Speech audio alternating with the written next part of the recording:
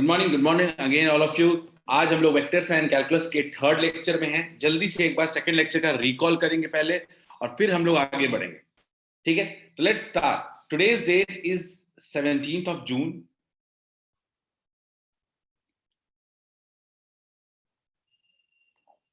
और आज हम लोग बहुत important part addition of vectors पढ़ने वाले हैं।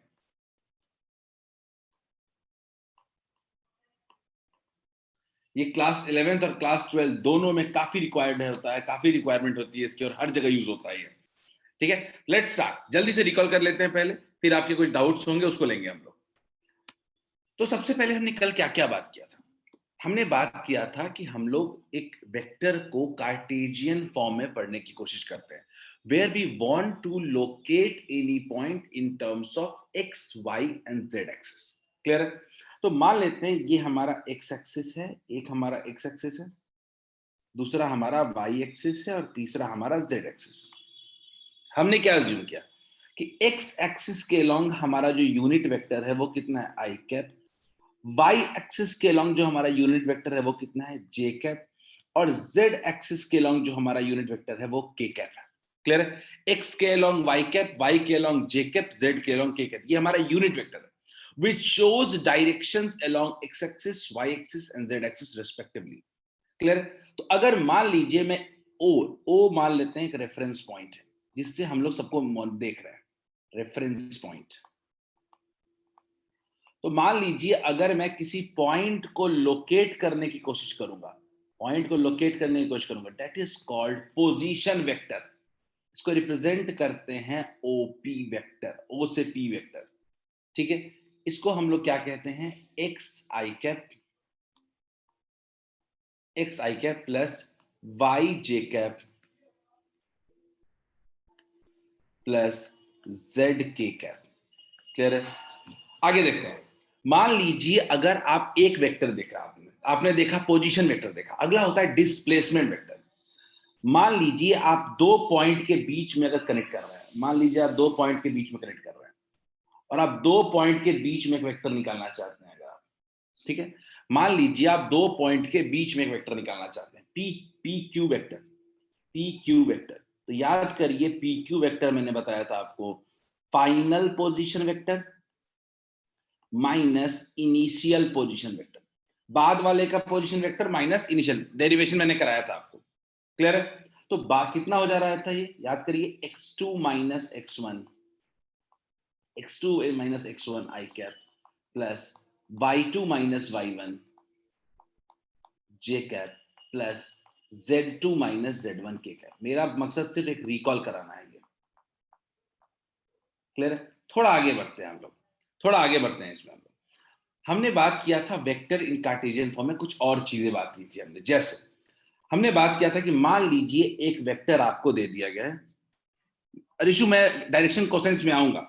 मान लीजिए एक वेक्टर आपके पास दिया हुआ है, a vector equals to x i cap plus y j cap plus z k cap.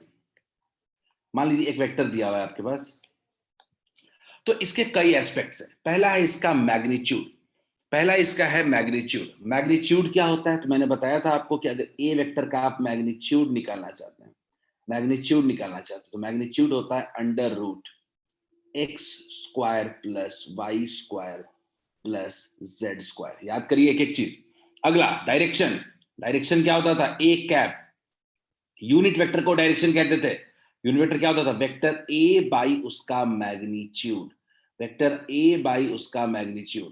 देखते हैं क्या होता है। हमने देखा था x i cap plus y j cap plus z k cap divided by under root x square plus y square plus z square. Direction. फिर हमने क्या बात किया था, डायरेक्शन रेशियो। तो मान लीजिए एक वेक्टर है x i cap plus y j cap plus z k cap. तो इसका जो एक्स है, वाई है और जेड है, इसको कहते हैं डायरेक्शन रेशियोज। क्लियर है? इसके बाद हम लोग बात करते हैं डायरेक्शन कोसाइंस। ऋषु ने सवाल पूछा ऐसा, डायरेक्शन कोसाइंस फिर से समझा दीजिए। ऋषु आप ध्यान से देखो, आपने क्या देखा कि आपका यूनिट वेक्टर क्या है, गौर से देखो यूनिट वेक्टर। यूनिट वेक्टर है आपका x by under root x square plus y square plus z square i cap, plus y by under root क्या हो जा रहा है, x square plus y square plus z square j cap, plus z by कितना हो जा रहा है, under root x square plus y square plus z square k cap.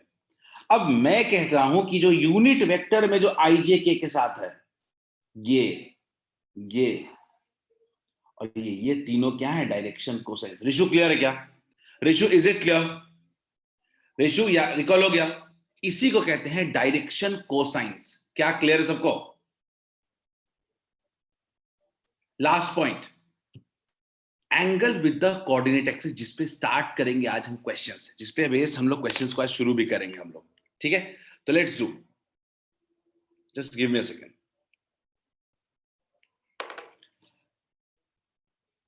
देखते हैं। तो लास्ट क्लास हमने क्या बात किया था, मान लीजिए कोई वेक्टर है आपका, ए वेक्टर है, कोई आपका वेक्टर है ए। मान लेते हैं कि ये एक्स एक्सिस के साथ एक एंगल बना रहा है अल्फा। मान लीजिए ये वाई एक्सिस के साथ एक एंगल बना रहा है बीटा, और मान लीजिए ये जेड एक्सिस के साथ एंगल बना रहा है गामा। ये अल्फा बीटा और गामा नोटेशन याद रखिएगा, ये तीनों एंगल तीनों के साथ फॉर्म किया गया एंगल है। तो याद रखिएगा कि अल्फा बीटा और गामा बन रहा है। तो अगर कोई पूछे कॉस अल्फा कितना होता है, कॉस अल्फा, तो हम लिखते हैं x by under root x square plus y square plus z square. बड़ा इंपॉर्टेंट कॉन्सेप्ट बता रहा हूं, अभी क्वेश्चन करेंगे इस पे। कॉस बीटा इक्वल्स टू होता है y by under root x square plus y square plus z square. Copy देख लीजिए, रिकॉल कर लीजिए इससे। कॉस गामा इक्वल्स टू होता है z by under root x square plus y square plus z square. याद करिए, ये कॉस डायरेक्शन कोसाइंस हमने क्यों कहा था? क्या ये डायरेक्शन कोसाइंस हमने इसीलिए नहीं कहे थे हम लोग क्या, कि डायरेक्शन कोसाइंस में यही तीनों कोएफिशिएंट आए थे? गौर से देखिएगा, डायरेक्शन कोसाइंस में अगर मैं यूनिट वेक्टर को लिखूं, अब अगर मैं अब यूनिट वेक्टर लिखना चाहूं, तो मैं क्या सीधे सीधे नहीं लिख सकता हूं क्या, कॉस अल्फा आई कैप प्लस कॉस बीटा जे कैप प्लस कॉस गामा के कैप। बहुत इंपॉर्टेंट कॉन्सेप्ट है ये। यूनिट वेक्टर को लिखने का तरीका है कॉस अल्फा आई कैप प्लस कॉस बीटा जे कैप प्लस कॉस गामा के कैप। यूनिट वेक्टर को इस तरीके से भी हम लोग लिख सकते हैं, याद रखिए, इसीलिए इसको कोसाइंस कहते हैं। यूनिट वेक्टर में जो कोएफिशिएंट होते हैं उनको कोसाइंस इसीलिए कहते हैं, ये कॉस के इक्वल होता है। क्लियर है? चलिए आगे बढ़ते हैं। एक और कॉन्सेप्ट बताया था आपको, ये साइन वाला हुआ था क्या आप लोगों से? कितना आया था? Cos square alpha plus cos square beta plus cos square gamma equals to कितना होता है, 1। साइन वाला हुआ था क्या? साइन स्क्वायर वाला एक सॉल्व करने को दिया था, होमवर्क दिया था, मुझे याद है, भूल तो नहीं गए?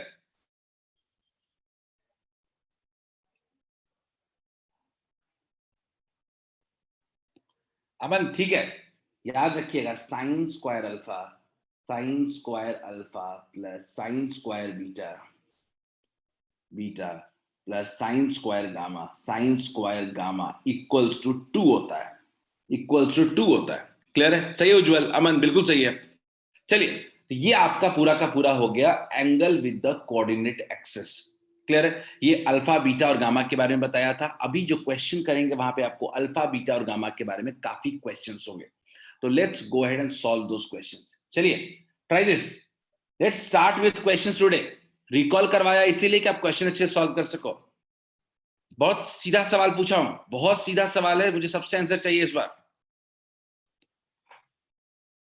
वेरी इजी क्वेश्चन, आपसे पूछा है direction of cosines, direction cosines की बात कर रहा है, of the vector A R. देखते हैं कितने लोगों से होता है।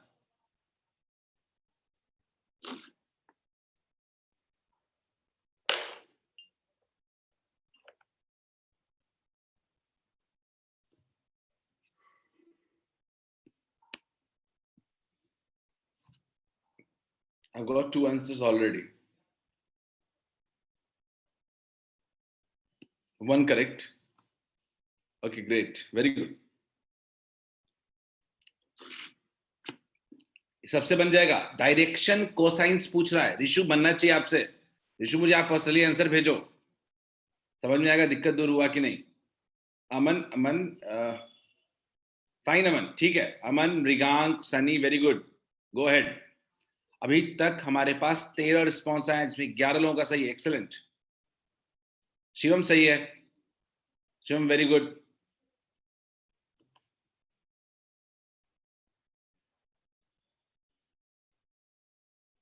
Still guys many more to respond. बहुत लोग बचे हुए हैं. You have to tell direction cosines. आपके पास वेक्टर दिया हुआ है.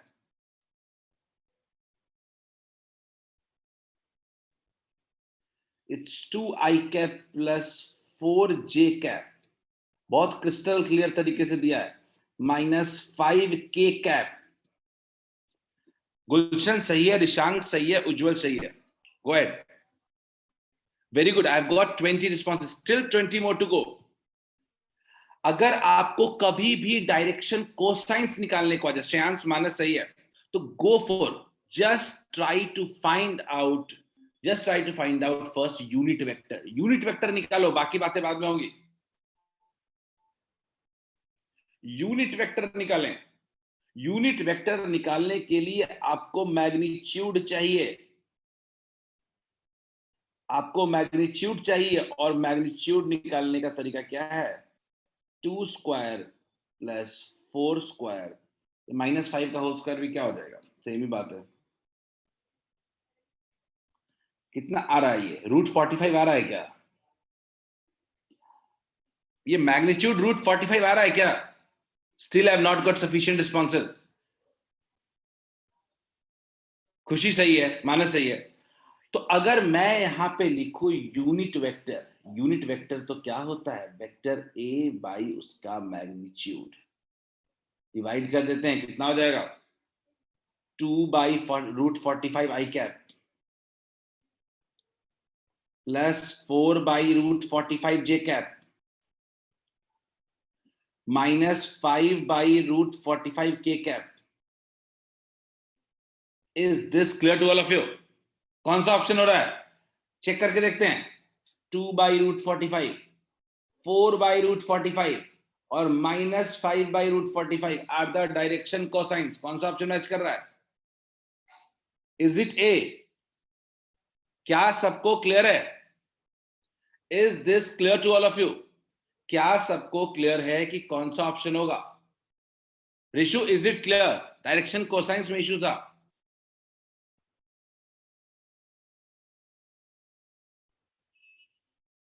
ओके गाइस, दूसरा क्वेश्चन करें. स्क्रीन पे आपके अगला क्वेश्चन दिख रहा है. मुझे ज्यादा रिस्पॉन्स चाहिए आप लोगों से. Expect more response. अगला क्वेश्चन सब लोग देखें. अगला क्वेश्चन सब लोग ट्राई करें.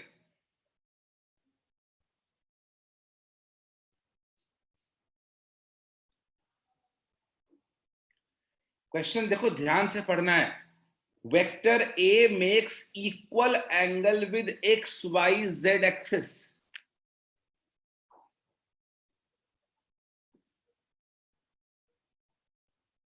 ए जो है वो वेक्टर ए का मैग्नीट्यूड है. देखते हैं कितने लोगों से बनता है ये.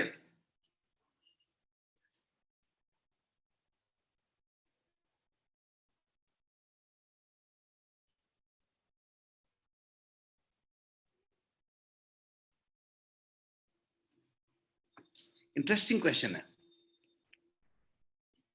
एक लॉजिक की तरफ पहुंचना पड़ेगा.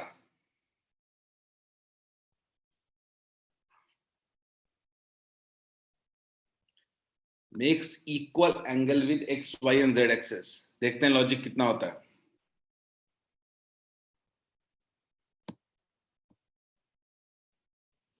रिश्ता सही है. विशांक सही है. शिवांगी सही है.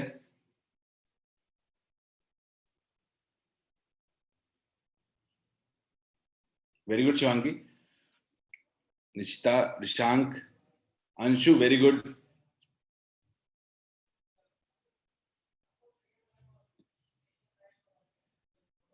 एक्सीलेंट अंशु, ये अच्छा क्वेश्चन था, लेकिन काफी लोगों ने अभी तक सही रिस्पॉन्ड किया है। बट स्टिल 50-50 है, 50% लोगों ने सही रिस्पॉन्ड किया है। गॉट, थोड़ी जल्दबाजी भी कर रहे हैं आप, टेक योर टाइम, इतनी जल्दी नहीं है। आयुषी गलत है, खुशी सही है। आयुषी आप थोड़ा रिविजिट करो जो आपने सॉल्व भी किया है उसको, बहुत ही सिली मिस्टेक है।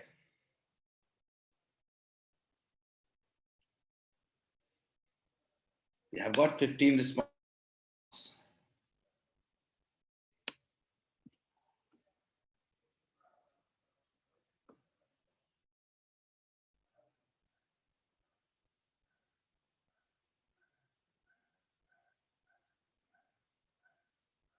मेरा पहला पॉइंट ये है, that's alpha equals to beta equals to gamma.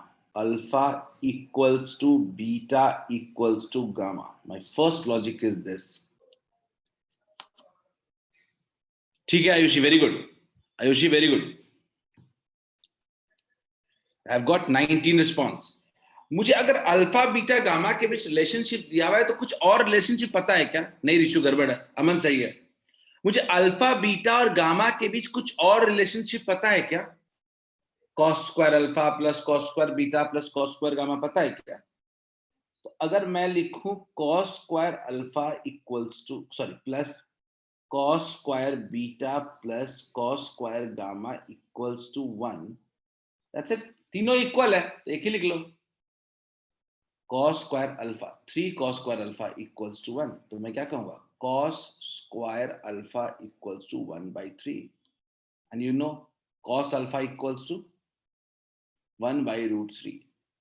क्या ये सबको क्लियर है क्या? क्या सब लोग को इतना क्लियर है क्या कि cos अल्फा का वैल्यू 1/√3 होगा? बताइए बच्चों, क्या डू यू ऑल अग्री कि cos अल्फा का वैल्यू 1/√3 होगा? I am not going ahead. I'm just asking you कि do you all agree? Shubham, do you agree क्या cos अल्फा की वैल्यू 1/√3? अब अपने को यूनिट वेक्टर लिखना आता है, यूनिट वेक्टर तो लिखना आता है। यूनिट वेक्टर कितना होता है? cos अल्फा आई कैप होता था ना, cos अल्फा, ये सब काम आएगा ना, ये सब याद रहेगा। तो प्लस cos बीटा, अगर अल्फा एंगल पता चल गया तो आपको यूनिट वेक्टर पता चल गया, प्लस cos गामा के कैप, सारा वैल्यू सेम ही है। तो क्या लिख सकते हैं, 1/√3 आई कैप प्लस 1/√3 जे कैप प्लस 1/√3 के कैप। अब बात है कि अपने को यूनिट वेक्टर नहीं पूछ रहा है, अपने को वेक्टर पूछ रहा है। तो वेक्टर अगर निकालना होगा, अगर मान लीजिए वेक्टर निकालना होगा, तब तो मैग्नीट्यूड इनटू डायरेक्शन करना पड़ेगा। मैग्नीट्यूड तो ए दिया हुआ है और डायरेक्शन यूनिट वेक्टर है, तो मल्टीप्लाई कर देंगे तो कितना बन जाएगा, a/√3 आई कैप नहीं बन जाएगा, प्लस a/√3 जे कैप नहीं बन जाएगा? बोलिए, प्लस a/√3 के कैप नहीं बन जाएगा? Is this clear to all of you? क्या ये सबको क्लियर है?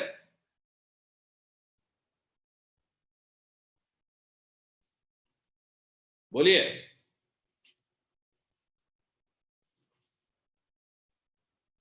Is it done? क्या सबको आया समझ में?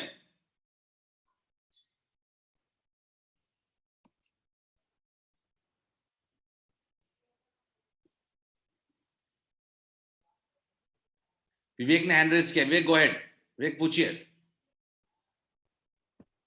सर यहाँ पे cos अल्फा का वैल्यू 1/√3 है, तो सर cos बीटा के जगह पे भी 1/√3 और cos गामा के जगह पे भी, सर ये कैसे? ये पहला लाइन दिया हुआ है, देखो तो विवेक, हाँ alpha equals to beta equals to gamma. Yes sir, समझ में आ गया? यस सर, तब हो जाएगा। एंगल जब सेम है तो कॉस भी सेम होगा, है ना?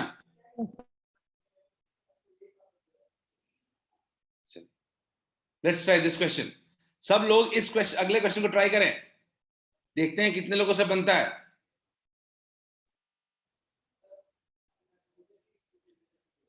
Everyone try this question. Poll launch कर रहा हूं। लॉजिक ना भूलें आप लॉजिक से सॉल्व करें, एक क्वेश्चन बन जाएगा।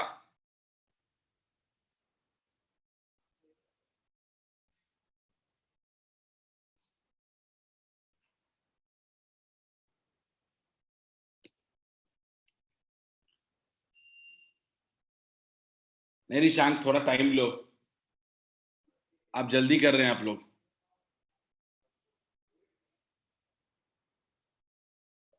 आप लोग जल्दी करने की कोशिश कर रहे हैं। I am telling you, go slow. Good निष्ठा अमन। निशांक, जल्दी करने के चक्कर में बेकार में गलत हो गया, बल्कि सही होता आपका। थोड़ा टाइम लीजिए। अमन ठीक है, शिवम ठीक है, going good. Those who are taking time are responding well. Rishu very good, Anshu very good, Khushi excellent, Ujjwal थोड़ा वेरीफाई करो अपना आंसर।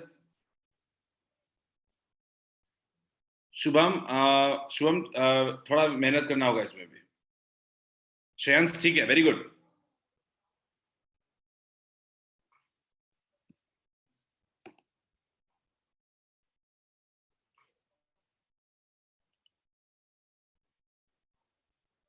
ऋषु सी का कोई सी कब होता कैसे कर सकते हैं? सी के बारे में यहाँ पे तो सी नहीं होगा ना ऋषु। 22.5 डिग्री है, या हो भी सकता है, आप चेक करें, कुछ लोगों ने सी दिया भी होगा आंसर, एक बंदे ने सी आंसर रिस्पॉन्ड भी किया है।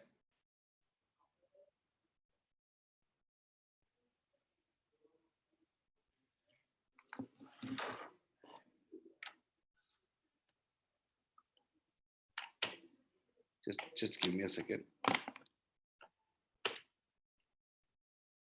iPad is not charging, so I have some issues. चलिए जल्दी, हमारे पास अभी तक 21 आंसर आ चुके हैं, out of which 15 are correct. That's very good. मैंने बोला था देखो, एंगल निकालना हो ना तो ज्यादा दिमाग नहीं लगाना है, यूनिट वेक्टर निकालना है। ठीक है, दिमाग मत लगाओ।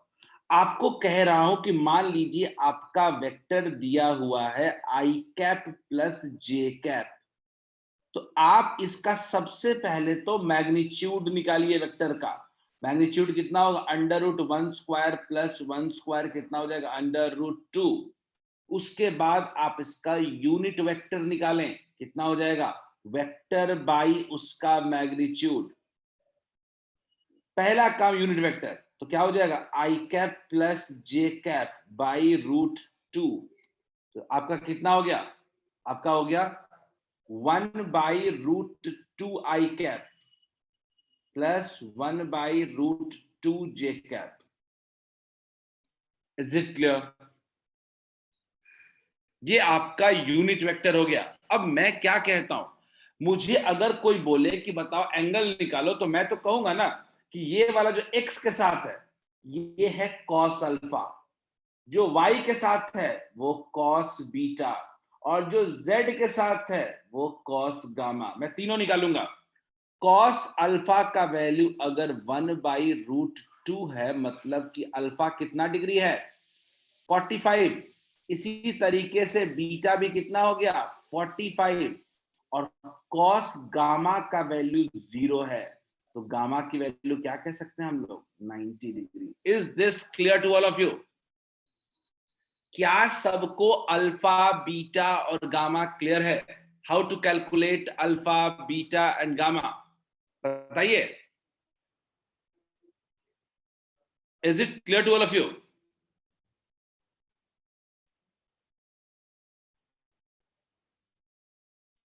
बताइए, क्या सबको अल्फा बीटा गामा क्लियर है?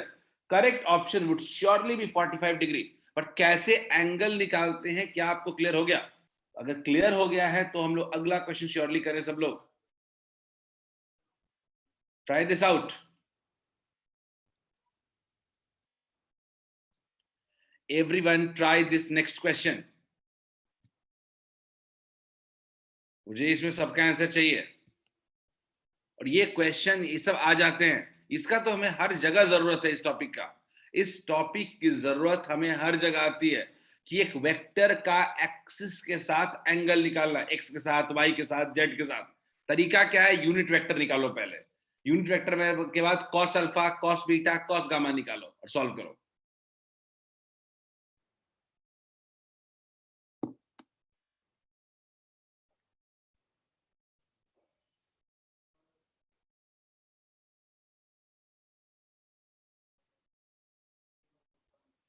ऋषु, कंपोनेंट हम लोग आगे पढ़ेंगे। कंपोनेंट का मतलब ना पार्ट होता है। अच्छा, सीपीएमटी, अच्छा सॉरी, एग्जाम है, इसलिए एग्जाम है CPMT. I think it's a medical exam. It's a medical exam. Sir question है ये.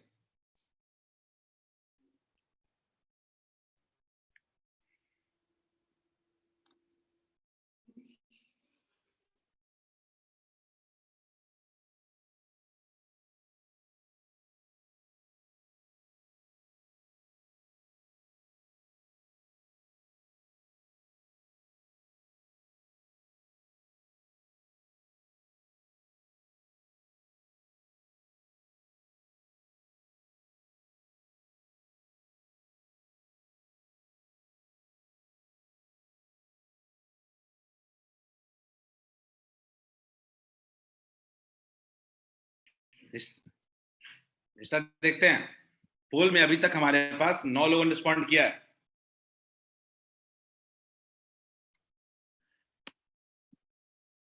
एक सेकंड में देख लेता हूं.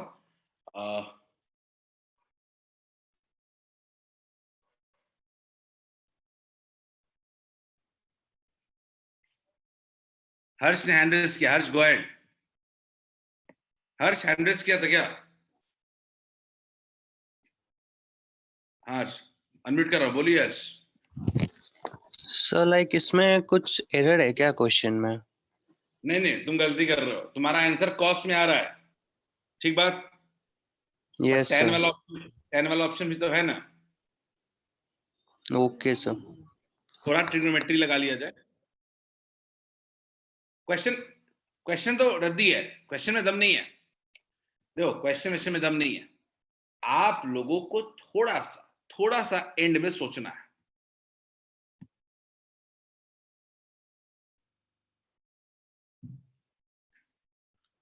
इशू देखते हैं.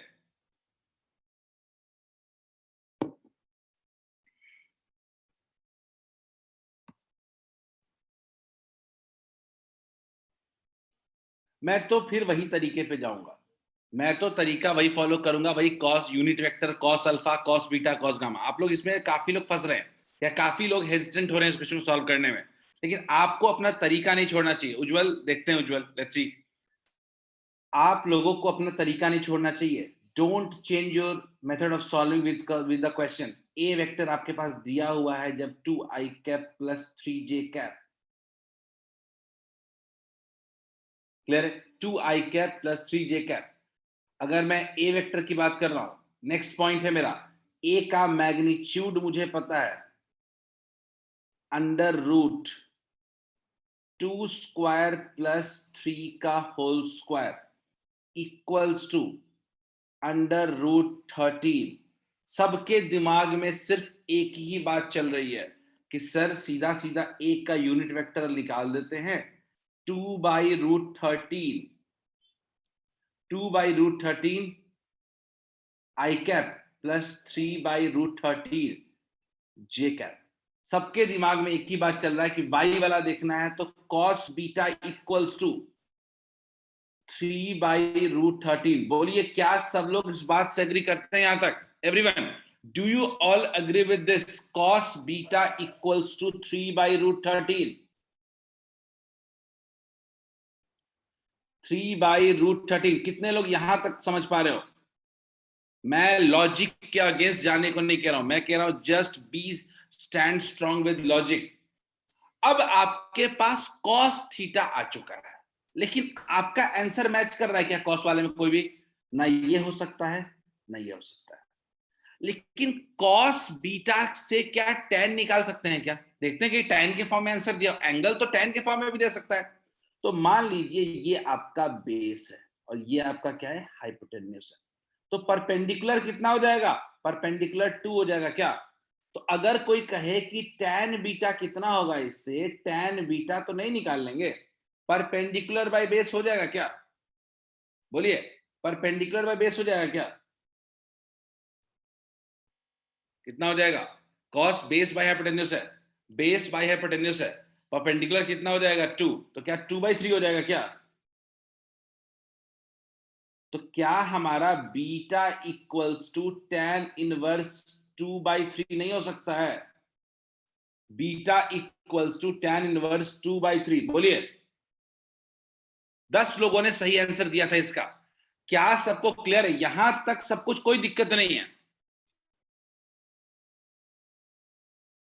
Is this clear to all of you?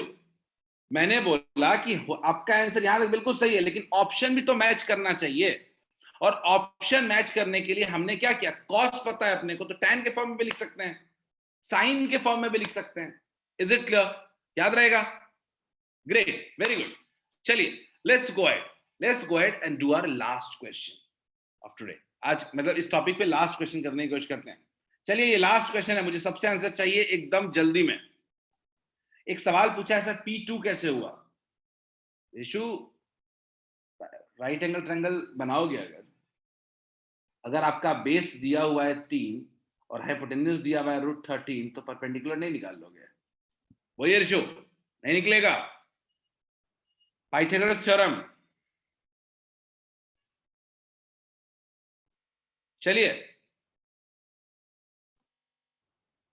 √13 का होल स्क्वायर माइनस व्हाट 3 का whole square. Everyone try this question. मैं पोल लॉन्च कर रहा हूं and I am not able to understand why my iPad is not charging, तो मैं उसको थोड़ा वेरीफाई कर लेता हूं तब तक। आप लोग क्वेश्चन सॉल्व कर।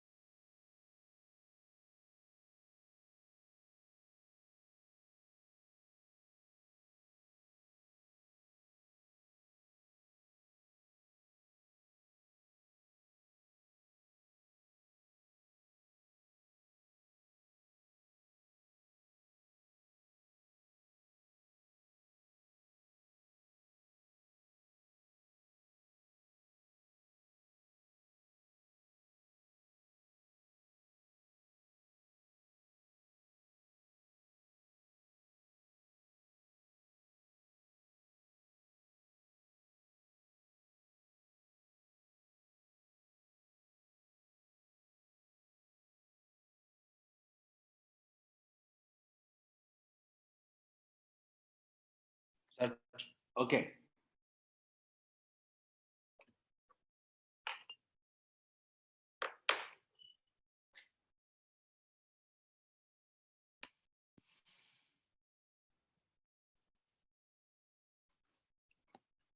सो आई have got many answers till yet. अभी तक 12 लोगों ने रिस्पॉन्ड किया, लेकिन अभी भी स्टिल नीड मोर आंसर्स। एक एक करके देखते हैं। इट्स 1/2 30 30।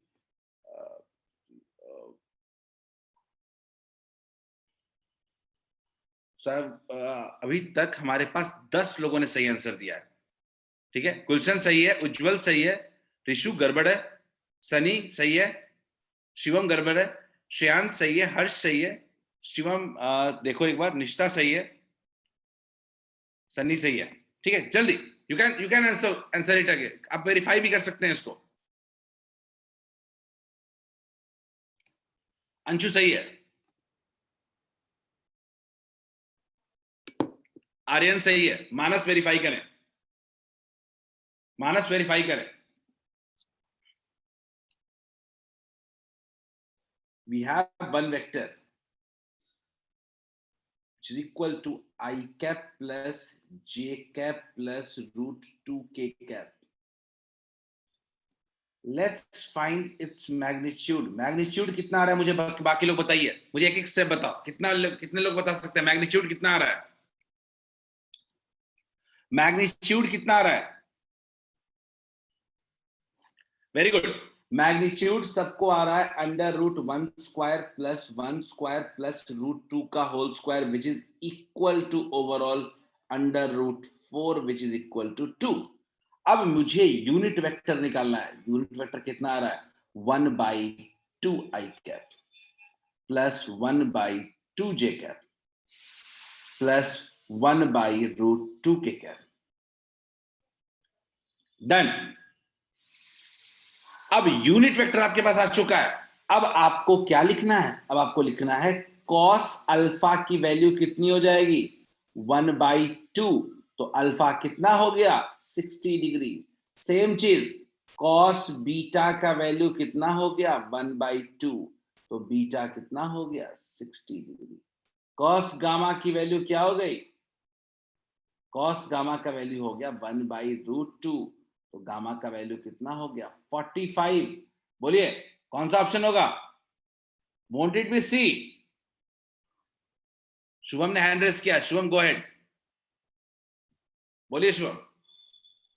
सर मैंने सी सर, आप बोले वेरीफाई कीजिए।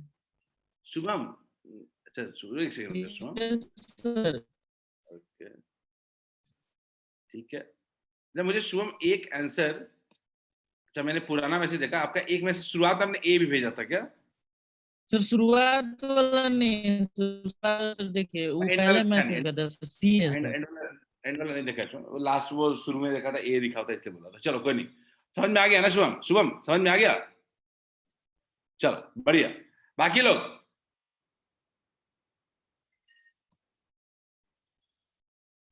चलो कोई नहीं, आगे बढ़ते हैं। किसी को भी कोई दिक्कत है क्या? किसी को भी कोई दिक्कत है एंगल निकालने में? बोलिए। क्या हम लोग आज के अपने टॉपिक की तरफ मूव करते हैं? अब हम लोग अब आज के अपने टॉपिक की तरफ मूव करते हैं। वेरी वेरी इंपॉर्टेंट टॉपिक देखते हैं। एंगल बिटवीन टू वेक्टर्स, बहुत ही इंपॉर्टेंट एस्पेक्ट और एग्जाम में परेशान करने वाला एस्पेक्ट है अपना, कि आखिर कैसे बनाएंगे। ऋषु आपको पहले तो कॉस ही लेना पड़ेगा। कॉस को आप साइन में कन्वर्ट कर दे, आपकी मर्जी है, लेकिन साइन नहीं ले सकते आप। कॉस अल्फा ही होता है, यूनिट वेक्टर का कंपोनेंट कॉस अल्फा होता है, साइन अल्फा नहीं होता है ऋषु। ठीक है, चलिए हम लोग आगे बढ़ते हैं। तो हम लोग बात करने वाले हैं अभी एंगल बिटवीन टू वेक्टर्स के बारे में, कि कैसे दो वेक्टर के बीच में हम लोग एंगल निकालेंगे। ये बहुत ही कंफ्यूजिंग सी चीज हो जाती है जब अपने को लॉजिक नहीं पता होता है। तो समझने की कोशिश करते हैं, गौर से देखते हैं। मान लीजिए कि मेरे पास कुल मिला के दो वेक्टर्स मौजूद हैं। एक वेक्टर है मेरे पास ए और दूसरा वेक्टर है मेरे पास बी। दो वेक्टर्स मेरे पास मौजूद है और मान लीजिए मुझे इस दोनों वेक्टर के बीच में एंगल निकालना है। तो दोनों जब वेक्टर एक दूसरे से सेपरेशन पे होंगे तो हम नहीं निकाल सकते हैं। तो हम लोग इसके लिए एक मेथड फॉलो करते हैं, टीटी मेथड। इसको कहते हैं हम लोग टेल टेल मेथड। इसको कहते हैं tell tail method.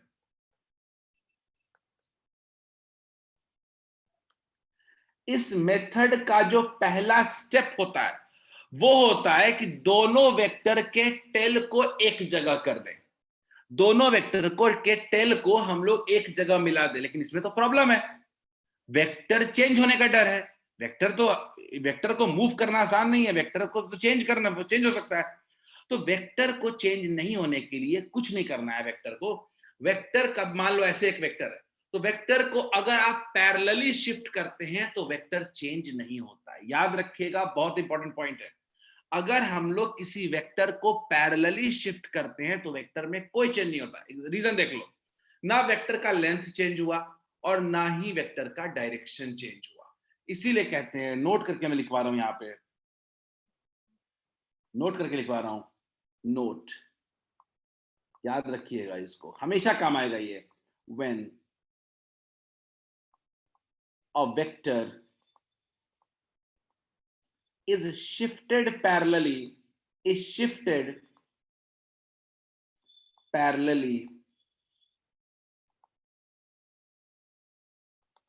no change is observed.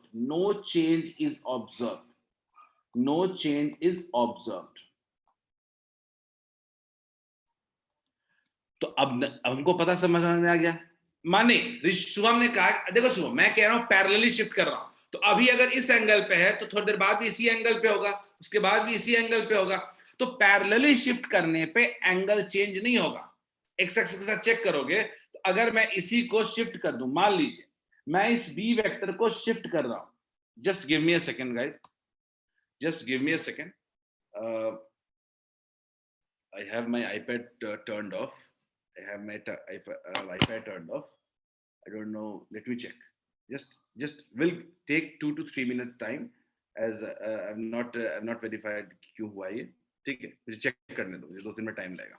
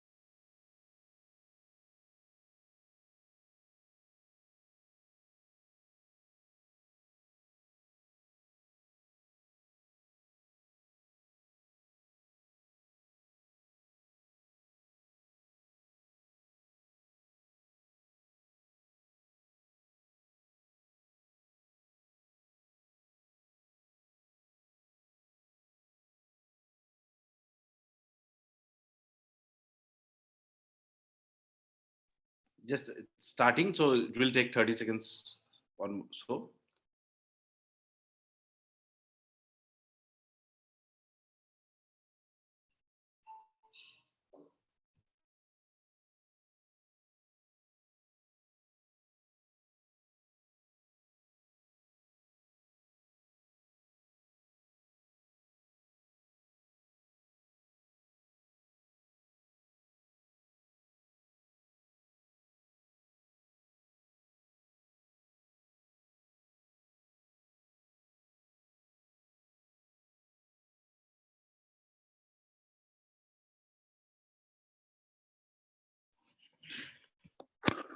Okay बच्चों, I think we had some wastage of time, कुछ अपना time waste हुआ, but I'm still not able to verify it, but ठीक है, चल जब तक चलता है चलने देते हैं।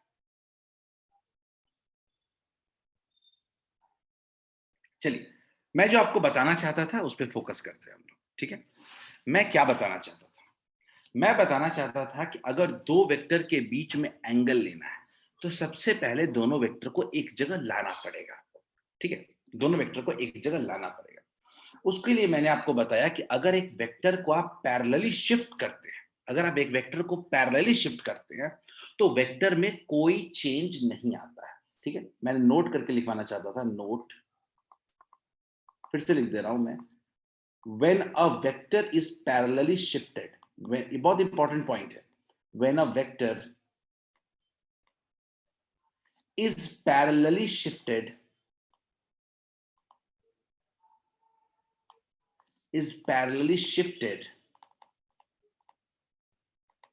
it has no change, इसमें कोई चेंज नहीं होता, बिल्कुल बिल्कुल इंपॉर्टेंट पॉइंट है, क्योंकि हम लोग ना मैग्नीट्यूड बदल रहे हैं ना डायरेक्शन बदल रहे हैं। क्लियर? तो हमने क्या किया कि मान लीजिए ए वेक्टर को उसी जगह रहने दिया और बी वेक्टर को पैरेलली ऐसे शिफ्ट कर दिया कि इसके टेल को ए के टेल पे रख दिया। तो अब मेरा वेक्टर अरेंज होके कैसा हो गया? ऐसा हो गया। ये ए वेक्टर है और ये बी वेक्टर है, और मैंने क्या किया, इस वेक्टर को उठा करके कुछ यहां पे रख दिया पैरेलली, कोई बिना चेंज किए।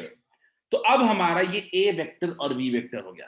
तो याद रखिए, अगर दो वेक्टर टेल और टेल के फॉर्म में अरेंज होंगे तो उनके बीच का जो एंगल होगा वो इंटीरियर एंगल कहते हैं। This is the angle term to be the angle between two vectors. याद रखिएगा, angle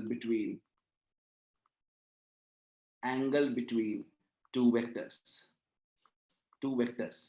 this is called angle between two vectors. इन दो वेक्टर के बीच का जो इंटीरियर एंगल होगा, इसी को कहते हैं हम लोग एंगल बिटवीन टू वेक्टर्स। इसका स्टेटमेंट लिख लीजिएगा बहुत ध्यान से, तुरंत बहुत जरूरत पड़ने वाली है इसकी। अभी इसकी जरूरत आपको बहुत ज्यादा पड़ेगी। लिख लेते हैं, when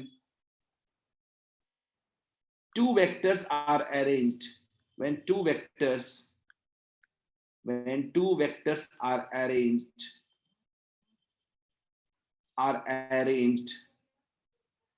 in telltale form, in TT form, in telltale form, then interior angle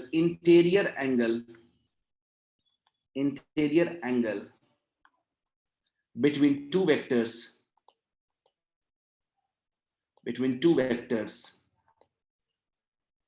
is angle between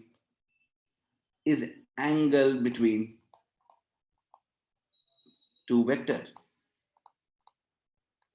clear है? फिर से उज्जवल ने कहा सर रिपीट कर दीजिए अगेन। मैं फिर से बोल रहा हूं। मैंने बोला उज्जवल कि मान लीजिए आपने दो वेक्टर को क्या करना है, पहले तो टेलटेल फॉर्म में अरेंज करना है, उठा करके लेके। मान लो ये दो वेक्टर्स है, मैं क्या कह रहा हूं, एक वेक्टर को उठा के ऐसे लेके और यहां पे रख दिया, दो वेक्टर हो गए। अब दो वेक्टर को अगर टेल फॉर्म में हमने अरेंज कर दिया तो जो एंगल होगा दो वेक्टर के बीच में वो क्या होगा? दोनों के बीच का इंटीरियर एंगल होगा। दोनों के बीच का इंटीरियर एंगल जो फॉर्म होगा वही होगा angle formed between two vectors. Is this clear to all of you? क्या ये सबको क्लियर है टेल मेथड?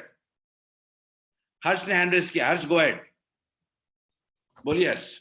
सर अगर दोनों वेक्टर हॉरिजॉन्टल हो, लाइक जैसे ए वेक्टर है उसी टाइप का बी वेक्टर भी हो, तब उसके टेल को करेंगे तो वो 180 डिग्री फॉर्म करेगा। पर 180 कैसे करेगा? अगर सेम डायरेक्शन में है तो 0 डिग्री फॉर्म करेगा ना। नो सर, अपोजिट डायरेक्शन में अगर हो तो 180 करेगा। बिल्कुल सही, बिल्कुल सही। तब इंटीरियर और एक्सटीरियर तो इक्वल हो जाएगा। तब उस केस में इक्वल होगा। वो एक्सेप्शन है, जब इंटीरियर एक्सटीरियर दोनों इक्वल होगा। फिर भी हम इंटीरियर एंगल तो निकाल सकते हैं ना सर उस टाइम, बट हाँ निकाल सकते हैं, दोनों तो इक्वल होगा। आप 180 डिग्री को इंटीरियर एंगल कहोगे ना, वो इक्वल भले यस हो सर। जाए। ठीक है, जल्दी लिखें इसको, फिर हम लोग एक दूसरा मेथड पे आएंगे। हम लोगों ने अभी टेल मेथड की बात की, अब हम लोग एक दूसरा मेथड देखेंगे, हेड टेल मेथड। जल्दी लिखें इसको, लिख ले तो से yes, then will go ahead.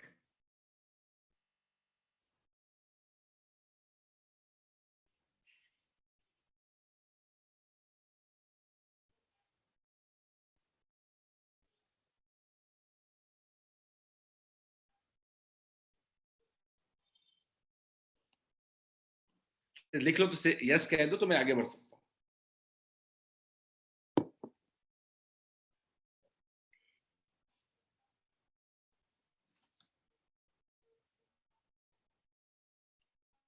Very good, काफी लोगों ने लिख लिया है।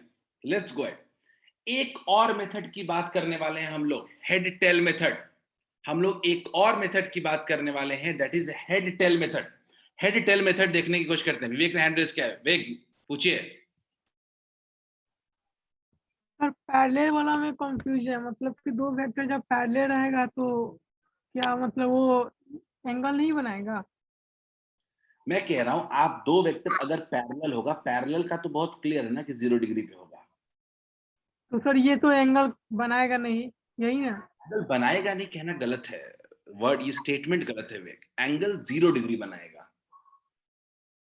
दोनों Yes. के बीच एंगल 0 डिग्री होगा, ये स्टेटमेंट ज्यादा सही है एज कंपेयर टू कहना कि एंगल बनाएगा ही नहीं। Is it clear? चलिए आगे बढ़ते हैं, हम लोग अपने अगले मेथड की तरफ बात करते हैं। हमारा अगला मेथड क्या है? Head tail method. हमारा अगला मेथड है हेड टेल मेथड। समझने की कोशिश करते हैं। तो मान लीजिए कि मेरे पास दो वेक्टर्स हैं, ए वेक्टर और बी वेक्टर। मान लीजिए कि मैंने इसको हेड टेल मेथड में अरेंज कर दिया। हेड टेल का मतलब क्या है? एक का हेड दूसरे का टेल। अगर हमने एक का हेड दूसरे के टेल से मिला दिया तो क्या होगा? तो मान लीजिए ए का हेड लेते हैं और बी का टेल लेते हैं। हमको पता है कि एक वेक्टर को पैरेलली शिफ्ट करने से कोई तकलीफ नहीं है, तो हमने ए वेक्टर तो वैसे ही रहने दिया, लेकिन बी वेक्टर को उठा के कुछ यहां पे रख दिया। तो अब कैसे दोनों के बीच एंगल लेंगे हम लोग? जब ए और बी हेड टेल फॉर्म में अरेंज होगा, तब ए और बी के बीच हम लोग वेक्टर कैसे लेंगे, देखने की कोशिश करते हैं। Let's see. याद रखिएगा, जब दो वेक्टर्स हेड और टेल के फॉर्म में अरेंज होते हैं तो उस वक्त एंगल जो लेते हैं हम लोग एक्सटीरियर एंगल लेते हैं। याद रखिएगा, दो वेक्टर के बीच में जो हम लोग एंगल लेते हैं वो कौन सा लेते हैं? Exterior angle. तो मैं नोट करके लिखवा रहा हूं, देखिएगा। when two vectors are arranged, लिखिएगा, when two vectors are arranged, example कराऊंगा इसका। when two vectors are arranged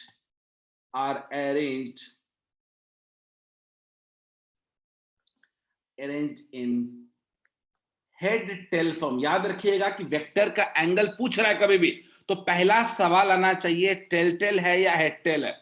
in head tail form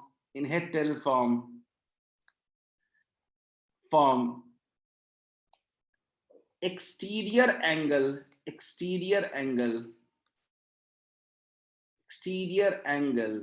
is considered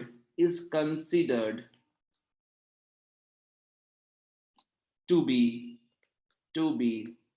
angle between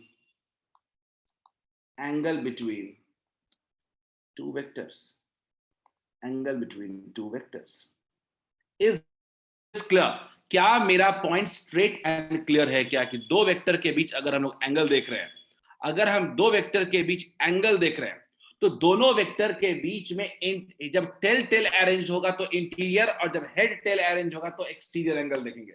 is this clear? कितना भी क्लियर कर लो, जब तक क्वेश्चन नहीं दूंगा समझ में नहीं आएगा। वैसे क्या बेसिक बात समझ में आ गई मेरी? क्या कि अगर दो वेक्टर हेड टेल अरेंज है, मतलब हेड टेल अगर अरेंज होगा तो उसका एक्सटीरियर एंगल जो होगा वो एंगल बिटवीन टू वेक्टर्स होगा।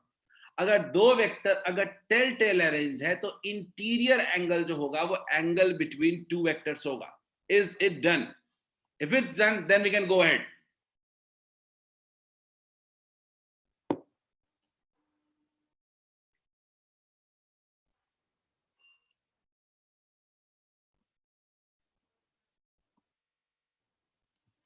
चलिए जल्दी लिख लें, फिर मैं आगे बढ़ता हूं। मैं वेट कर लेता हूं, कोई मसला नहीं है।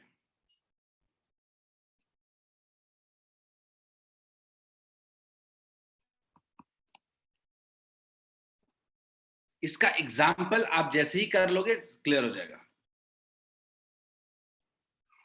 शुभम ने बोला है, शुभम ने हेड टेल मतलब टेल हेड भी कह सकते हो ना शुभम, कोई मसला नहीं है। अगर आप हेड टेल है तो उसको टेल हेड भी कह सकते हो। ठीक है, देखते हैं कितने लोग लॉजिक लगा पाते हैं। पहला सवाल है मेरा पहला सवाल, क्वेश्चन देखिएगा। Let's find angle between A vector and B vector. सब जगह क्या करना है? फाइंड एंगल्स बिटवीन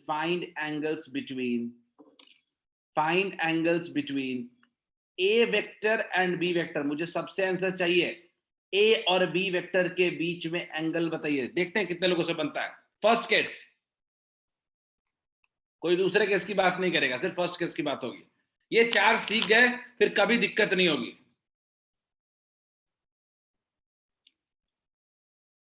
शुभम कैसे, क्या बोल रहे हो Shubham?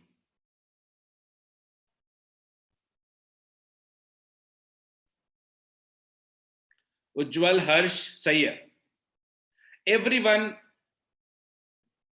think of the question clearly. गुलशन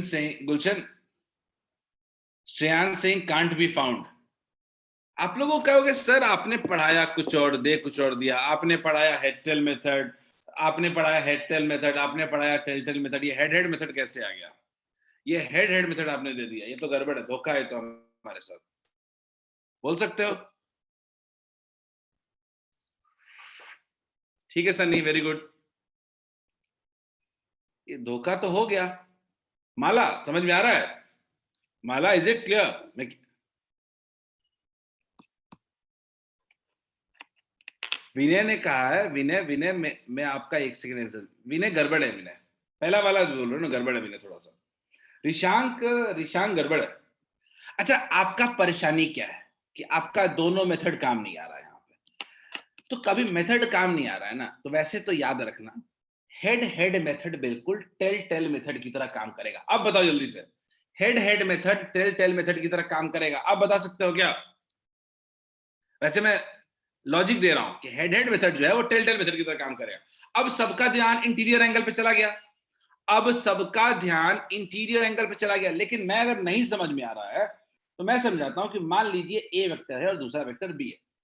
तो मान लीजिए अपने या तो हेड हेड में या तो हेड टेल में या तो टेल टेल में अरेंज कर देते हैं इसको। तो मैं आपके जगह रहूंगा तो मैं क्या करूंगा कि मैं इस वेक्टर को थोड़ा आगे शिफ्ट कर दूंगा,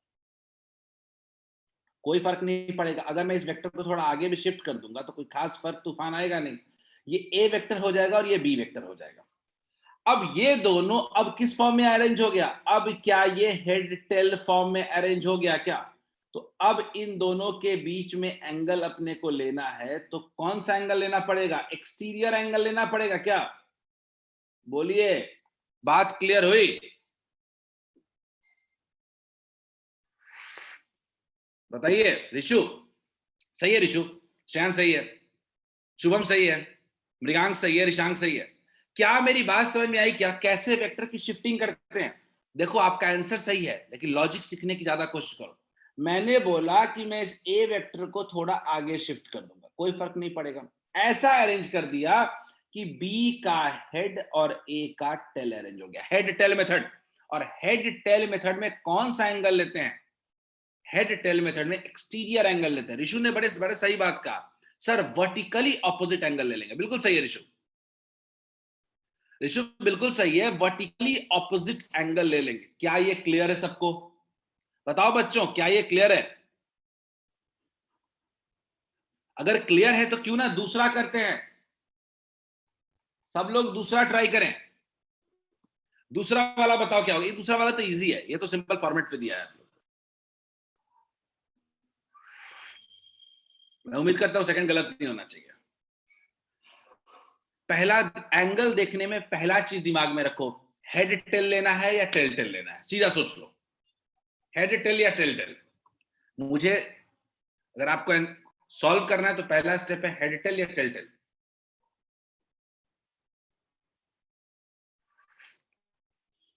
शिवांगी आगे बढ़ते हैं, हो गया अब लॉजिक आगे लग गया।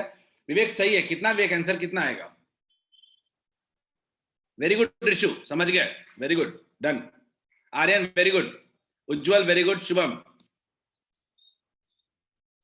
रॉबिन आ रहा है समझ में? रॉबिन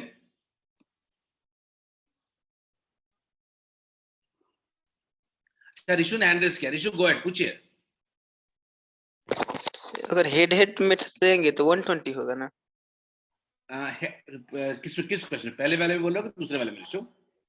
दूसरे वाले में अगर हेड टेल लेंगे, एचटी लेंगे तो? अगर हेड टेल लेंगे, दूसरे वाले में तो हेड टेल है ही ना, देखो ना दूसरे वाले में तो हेड टेल ही है ना, 60 होगा। सही बोल रहे हो ऋषु, मैंने तो बोला आंसर सही है आपका। ठीक, चलिए बिल्कुल सही है विनय, वेरी गुड, वेरी गुड विनय।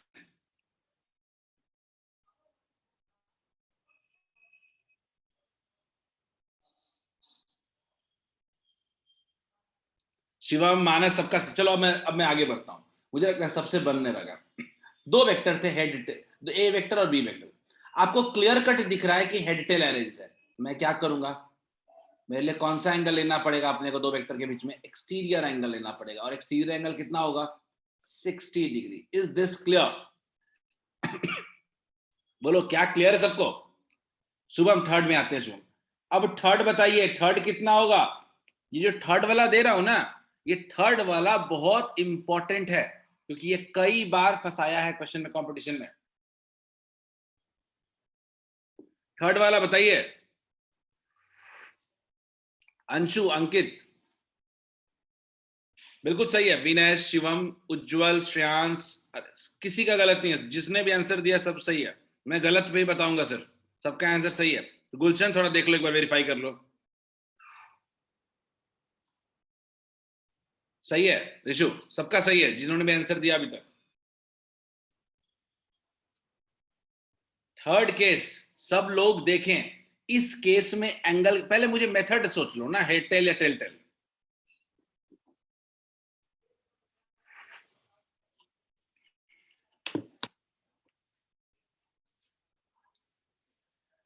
बिल्कुल सही है विवेक, बिल्कुल सही है। एक्सटीरियर एंगल लेना चाहते हैं आप,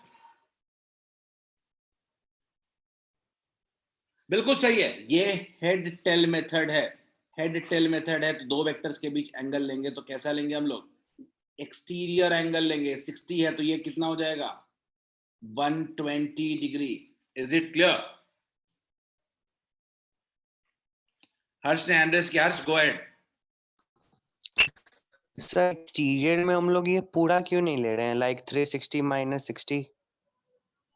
नहीं, सिर्फ हमेशा वो 180। देखो, तुमको दो वेक्टर के बीच में एंगल लेना है। एक्सटीरियर एंगल का मतलब समझो क्या होता है। एक्सटीरियर एंगल का मतलब उसी लाइन के साथ फॉर्म करने वाला एंगल। एक्सटीरियर एंगल इसको नहीं कहते हैं कि बचा वाला एंगल, इसको नहीं कहते एक्सटीरियर एंगल। ठीक है, दो अगर एंगल एक्सटीरियर एंगल कहते हैं इस एंगल को। क्लियर है क्या? Yes sir. ठीक है, चलिए, I think it's clear. Last question चलो देखते हैं कितने लोगों से बनता है। Fourth question, fourth and last. इसके बाद हम लोग अपने बहुत इंपॉर्टेंट टॉपिक में एंटर कर जाएंगे।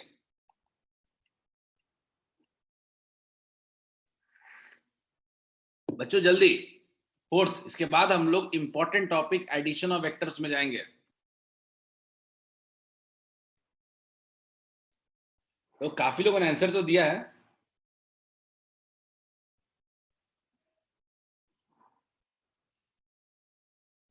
ऋषु थोड़ा सोच लो ना, कोई जल्दी नहीं है, टाइम ले लेते हैं।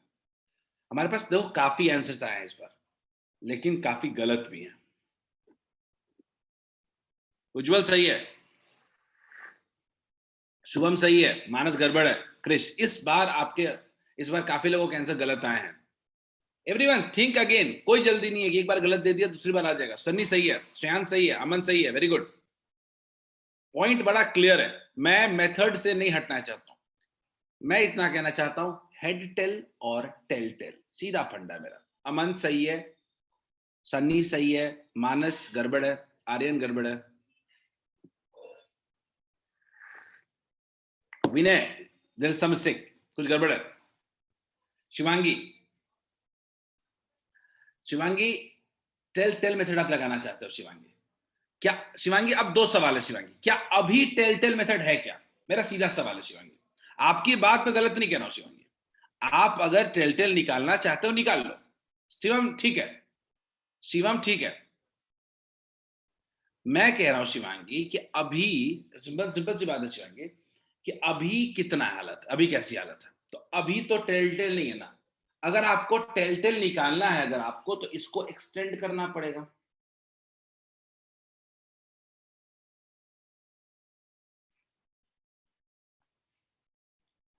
आपको शिफ्ट करना पड़ेगा ए वेक्टर को। क्लियर है? ये 45 डिग्री है तो ये भी कितना हो जाएगा? 45 डिग्री। लॉजिक गड़बड़ नहीं है शिवांगी, लॉजिक में कोई गलती नहीं है शिवांगी। अब ये टेल टेल मेथड में अरेंज करो, अब बता सकते हो एंगल। अब तो ये आंसर आ ही गया। अब तो बोलिए, मैंने क्या किया, शिवांगी ने कहा सर टेल टेल मेथड, तो मैंने उस टेल टेल मेथड में इसको अरेंज कर दिया। चाहते तो हम नॉर्मली सॉल्व कर सकते थे। अब बताओ एंगल कितना होगा दो वेक्टर के। अब टेल टेल मेथड आ गया तो क्या दोनों के बीच हम लोग इंटीरियर एंगल नहीं ले लेंगे? तो 45 प्लस 15 कितना हो जाएगा? 60। तो ये कितना बचेगा?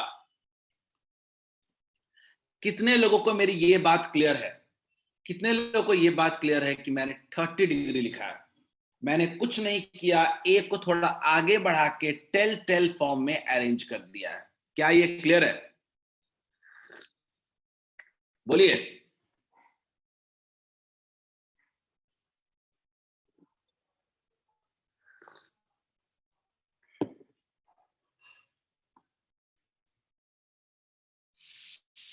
चलिए मैं लेकिन आपके मेथड पे जाना चाहता हूं, जो आपने मेथड यूज किया है। ये तो चलो मैंने बता दिया एक्स्ट्रा में। मैं आपके मेथड पे जाने की कोशिश करता हूं कि आपने कौन सा मेथड यूज किया है। देखते हैं, लेट्स ट्राई। तो आपने सोचा है कि ये कैसा है, ये हेड टेल अरेंजमेंट है। जब हेड टेल अरेंजमेंट है तो हमारे लिए ऑप्शन क्या है? हमारे लिए ऑप्शन है एक्सटीरियर एंगल। एक्सटीरियर एंगल निकालने का तरीका क्या होगा? एक दो वेक्टर्स हैं, ए वेक्टर है और बी वेक्टर है, दोनों के बीच एक्सटीरियर एंगल निकालने का तरीका कौन सा होगा? यही तो होगा, यही तो होगा एक्सटीरियर एंगल। तो बोलिए, ये 45 है, ये 90 है, ये 15 है, तो ये कितना हो जाएगा? पूरा एंगल कितना होना चाहिए? 180 होना चाहिए। तो क्या ये एंगल 30 डिग्री नहीं हो जाएगा? बोलिए विवेक, एंगल इंटीरियर क्यों लिया? विवेक, विवेक अनम्यूट कर रहा हूं आपको। विवेक, जब ये मेथड हम लोग हेड टेल यूज कर रहे हैं तो इंटीरियर एंगल कैसे लेंगे? सर जैसे यहाँ पे 45 है और यहाँ पे एंगल 30 डिग्री लाए हैं, तो सर यहाँ पे तो इंटीरियर ही एंगल आएगा, इधर सर एक्सटीरियर होगा। फिर से मैं बस। ध्यान देता हूं, फिर से इंटीरियर एक्सटीरियर समझने की कोशिश कीजिए। अगर मैं इंटीरियर की बात करूं विवेक, तो ये वाला पूरा एंगल दोनों के बीच का इंटीरियर एंगल है। Is it clear? कितना है? 150 डिग्री। कोई दिक्कत है? बोलिए विवेक, अनम्यूट है विवेक आप? यस सर, इधर का तो एक्सटीरियर होगा, बट इधर जो इधर से हेड है। ये नहीं, हाँ मैं फिर से आ रहा हूँ। आपने आप ये समझो, एक एक करके समझो विवेक, विवेक एक एक करके समझो। मैं कह रहा हूँ ये 150 डिग्री इंटीरियर एंगल हो गया, ठीक बात। अब मैं कह रहा हूँ कि मैं ड्रॉ करूंगा क्या? देखो एक्सटीरियर एंगल होता क्या? 180 माइनस इंटीरियर एंगल। तो बोलिए ये पूरा एंगल कितना होता है? 180 माइनस इंटीरियर कितना हो जाएगा? 30 degree. Is it clear? Is it clear Vivek? Yes sir. चलिए, ये एडिशन ऑफ वेक्टर्स पढ़ने के लिए हमें एंगल पढ़ना बहुत जरूरी था। तो हम लोग अब पढ़ने वाले हैं दो वेक्टर को ऐड कैसे करेंगे। How to add two vector, जो पूरे चैप्टर का सबसे इंपॉर्टेंट पार्ट, और मोशन चैप्टर में यही काम आने वाला है आपको। कैसे दो वेक्टर को हम लोग ऐड करेंगे। दो वेक्टर को जब ऐड करना हो तो उसके लिए बेसिकली दो मेथड पढ़ते हैं हम लोग। एक है ट्रायंगल लॉ ऑफ एडिशन, दूसरा है पैरेललोग्राम लॉ ऑफ एडिशन। ठीक है, पहले पढ़ेंगे हम लोग triangle law of addition. Clear है? हाँ निशान, सही कह रहे हो। पहले हम बात करेंगे ट्रायंगल लॉ ऑफ एडिशन। ये ट्रायंगल लॉ ऑफ एडिशन को हम लोग कहते हैं head tail method. Head tail method नाम से आपको समझ में आ गया होगा कि इसमें हमें क्या करना है। हमारा मकसद, पहला स्टेप हमारा क्या होता है कि हमें दो वेक्टर को हेड टेल फॉर्म में अरेंज कर देना होता है। ये वेक्टर मेरा ए वेक्टर है और ये मेरा बी वेक्टर है। ठीक है, इन दोनों को हमने क्या किया? हेड टेल फॉर्म में अरेंज कर दिया। कोई दिक्कत? अगर मैं किसी भी वक्त पूछूंगा कि इन दोनों के बीच एंगल क्या होगा, तो आप मुझे बताओगे कौन सा एंगल होगा? ये वाला एंगल क्या होगा दोनों के बीच? थीटा। बोलिए कोई दिक्कत है क्या? बताइए, इसमें कोई दिक्कत है क्या? दोनों वेक्टर के बीच एंगल कौन सा होगा? थीटा। आगे बढ़ते हैं। ये सोचने का तरीका क्या है इस क्वेश्चन में? इस क्वेश्चन में सोचते कैसे, इस पे फोकस करते हैं हम लोग। मैं इसको कुछ इस तरीके से सोचता हूं कि मान लीजिए राम शुरू किया यहां से, जो येलो कर रहा हूं, राम यहां से शुरू किया, यहां से पहले वो यहां गया, ठीक, और फिर यहीं से आगे बढ़ करके वो यहां चला गया।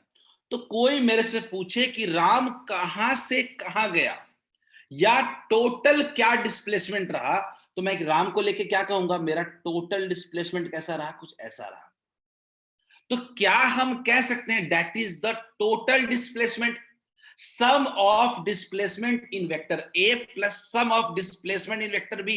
ये सोचने का तरीका है, हेड टेल मेथड में सोचने का तरीका है कि मैं यहां से यहां गया, यहां से यहां गया, तो मेरा फाइनल क्या होगा? इनिशियल और फाइनल पॉइंट को हम क्या कर देंगे? कनेक्ट कर देंगे। तो इस केस में याद रखिएगा, इस केस में रिजल्टेंट जो होता है हेड टेल मेथड में, वो डिफाइन होता है bye connecting initial initial and final point by connecting initial and final point. Just give me a second.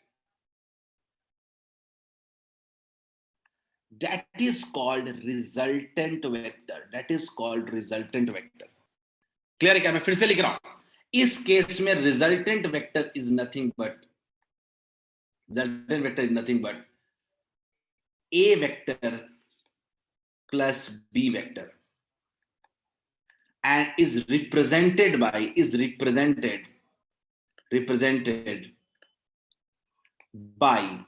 joining initial and final point. Is this clear क्या? ये मेरा दो वेक्टर का सम होगा. ये जो R वेक्टर आया है ये दो वेक्टर का सम होगा. लेकिन परेशानी तो अपने पास पूरी बड़ी वाली है.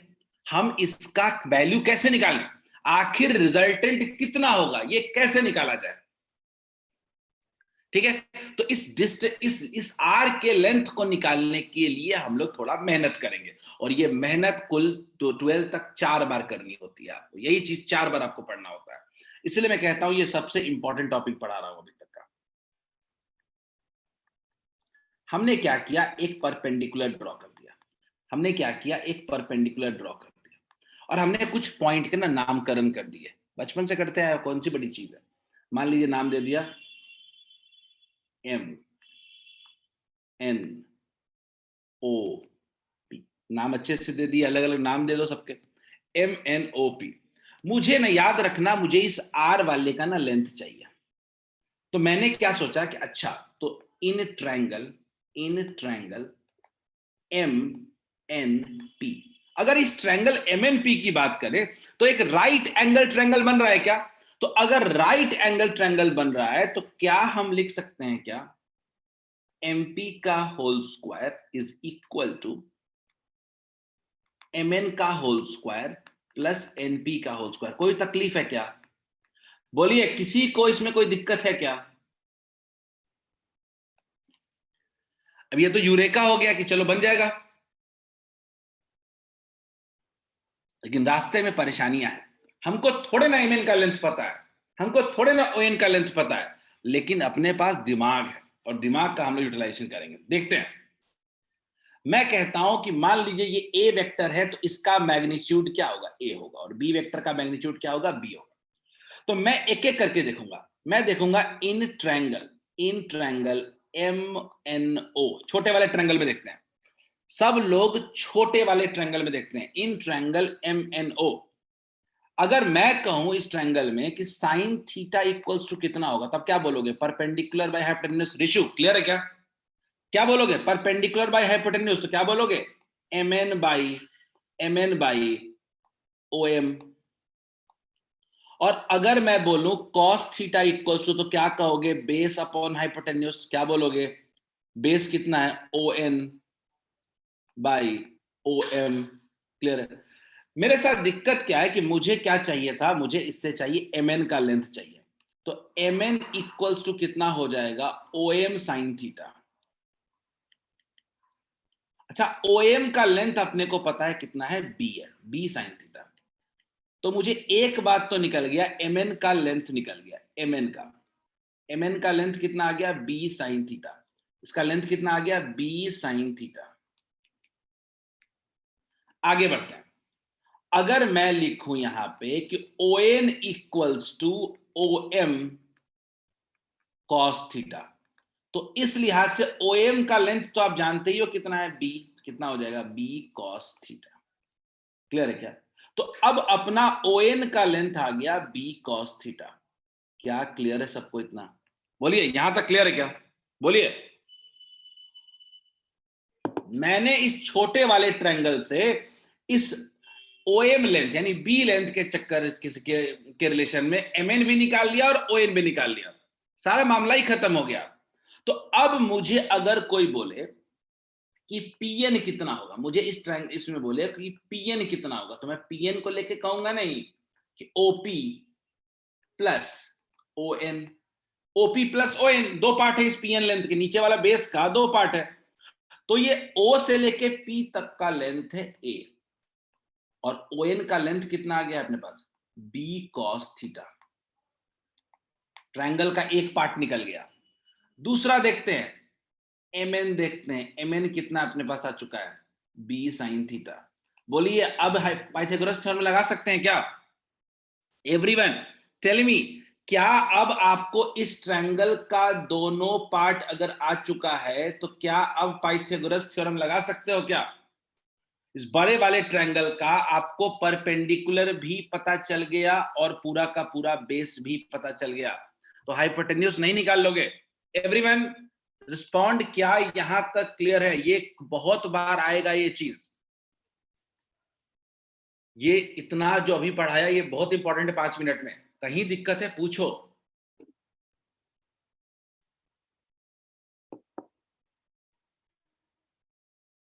उस रिजल्टेंट का लेंथ निकालने के लिए अपने को बेस और परपेंडिकुलर दोनों चाहिए। बेस का दो पार्ट है, एक पार्ट है P से लेके O तक, वो तो A वेक्टर है। शिवांगी मैं फिर से बता देता हूं, शिवांगी फिर से देखिएगा, मैंने बोला कि ये बड़ा वाला ट्रायंगल, शिवांगी देखो एक एक करके ट्रायंगल देखो, MNP ट्रायंगल समझ में आ रहा है शिवांगी? बस थोड़ा जल्दी से रिस्पॉन्ड करिएगा अभी, ठीक है शिवांगी? क्या ट्रायंगल MNP दिखाई दे रहा है शिवांगी? क्या इस ट्रायंगल का ये पाइथागोरस थ्योरम क्लियर है? एक एक करके पार्ट समझते हैं। Perpendicular square plus base square equals to hypotenuse का होल स्क्वायर, MN का होल स्क्वायर प्लस NP का whole square equals to MP का होल स्क्वायर। हर्ष ठीक है शिवांगी? अब मैंने बोला कि चलो निकल गया, लेकिन प्रॉब्लम क्या है? प्रॉब्लम है कि इस ट्रायंगल का अपने को ना MN का लेंथ पता है ना नीचे वाले का लेंथ पता है, तो निकालना पड़ेगा ना। इसी के लिए हमने सबसे पहला जो काम किया वो एक ट्रायंगल चूज किया, MNO, छोटा वाला ट्रायंगल। इस छोटे वाले ट्रायंगल में साइन थीटा का वैल्यू देखा और कॉस थीटा का वैल्यू देखा। इस साइन थीटा और कॉस थीटा का मतलब, साइन थीटा मतलब perpendicular by hypotenuse, cos theta का मतलब बेस बाय हाइपोटेन्यूज। लिख लिया? तो ये दोनों को लिख लिया, एक साइड आया B साइन थीटा, दूसरा साइड आया B कॉस थीटा। क्या शिवांगी क्लियर है? अब मैं क्या, अब लेंथ पता चल गया तो नीचे का पूरा लेंथ नहीं निकाल लेंगे अब हम लोग? बोलिए, नीचे का पूरा लेंथ नहीं निकाल लेंगे, और हाइट तो पता ही है। शिवांगी क्लियर है? तो अब मेरे को बस और बस फॉर्मूला यूज करना है। फॉर्मूला क्या होगा? MP का वैल्यू कितना है? MP तो हम लोग कहते थे M था, MP का वैल्यू तो क्या था? MP का वैल्यू बस R था, तो R का whole square equals to MN कितना था? B sine theta, B sine theta का whole square, B sine theta का होल स्क्वायर प्लस NP कितना है? A plus B cos theta का होल स्क्वायर। क्या सबको क्लियर है? हम आगे बढ़े। माला ने हैंड रेज किया, माला गो हेड, माला पूछिए। Sir OM sine theta MN बराबर OM साइन थीटा है ना, तो MN बराबर B साइन थीटा फिर कैसे? मैंने बोला यहां पे गौर से देखिए माला, इसको मैं अगर सीधा सीधा इसको मल्टीप्लाई कर दूं, ठीक है, क्रॉस मल्टीप्लिकेशन हो जाएगा। माला अनम्यूट रखिएगा थोड़ी देर के लिए, ठीक है? Yes sir. तो MN equals to OM sine theta हो जाएगा क्या माला? यस हाँ। अच्छा, OM का वैल्यू B दिया हुआ है क्या? देखो तो वेक्टर ना, MN का वैल्यू OM का वैल्यू, OM का यस सर। तो B है तो B पुट कर देंगे तो B साइन थीटा हो जाएगा। Yes sir. समझ में आ गया माला? आगे बढ़े? यस। चलिए, तो अब आपके पास देखो फॉर्मूला आ गया कुछ। मैं एक बार फिर से नोटेशन बस लिख लेता हूं थोड़ा सा। ये मेरा M है, खत्म हो गया मेरा फॉर्मूला, सॉल्व हो जाएगा। O है और ये मेरा N है। चलिए देखते हैं, अब जल्दी से अपना काम करते हैं, जल्दी से सॉल्व करते हैं। तो देखिएगा ये बहुत इंपॉर्टेंट फॉर्मूला डिराइव होने वाला है, रिजल्टेंट का फॉर्मूला डिराइव होने वाला है। R square equals to B square sine square theta, देखिएगा B square sine square theta plus A square plus B square cos square theta plus 2AB cos theta. Solve कर दिया। गौर से देखिएगा, मैं अगर R स्क्वायर के जगह लिखूं तो क्या क्या लिख सकता हूं? A square plus B square common ले लेता हूं, क्या हो जाएगा? Sign square theta plus cos square theta, sign square theta plus cos square theta plus 2ab cos theta. बोलिए कितना आ गया? क्या ये ऐसा आ गया क्या? a square sine square theta plus cos square theta का वैल्यू क्या हो जाएगा? 1 प्लस 2ab cos थीटा हो जाएगा क्या? बोलिए तो क्या मेरा रिजल्टेंट का होल स्क्वायर, तो क्या बहुत ही इंपॉर्टेंट फॉर्मूला, रिजल्टेंट का फॉर्मूला आ गया क्या? Under root a square plus b square plus 2ab cos theta. मैं यहां पे आपको थोड़ा सा रोकूंगा, ध्यान देना मेरी बात को। क्या मैंने बोला था कि दो वेक्टर को जब ऐड करते हो तो वो डिपेंड करता है कि कितना दोनों के बीच एंगल होगा। क्या रिलेशनशिप में एंगल आ गया है? देखो एक बार, क्या अगर दो वेक्टर को ऐड करोगे तो बिना एंगल जाने क्या दो वेक्टर को भी ऐड कर सकते हैं हम लोग? बोलिए बिना थीटा के काम चलेगा अपना? नहीं चलेगा। इसीलिए हम कहते हैं कि जब दो वेक्टर को ऐड करते हैं तो उनके बीच एंगल जानना पड़ेगा। दो स्केलर को ऐड करते हैं तो एंगल की जरूरत नहीं होती। यही सबसे बड़ा लॉ ऑफ एडिशन कहता है। इसीलिए हमारा जो करंट था वो स्केलर क्वांटिटी था, वेक्टर क्वांटिटी नहीं था। क्लियर है? तो ये आपका आ गया रिजल्टेंट का फॉर्मूला।